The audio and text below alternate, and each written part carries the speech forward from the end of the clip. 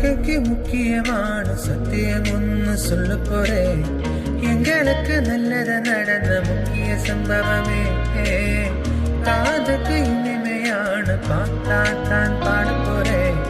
மனசில் பட்டாம் பூச்சியே யாரும் நினையாத எங்களே மனசில் வச்சாரே, அழகா நெஞ்சிலே தூக்கி வச்சாரே. சிலுவை இளங்கலே நினைச்சை பார்த்தாரே, அத்தோடு எங்களே வாழ வச்சாரே.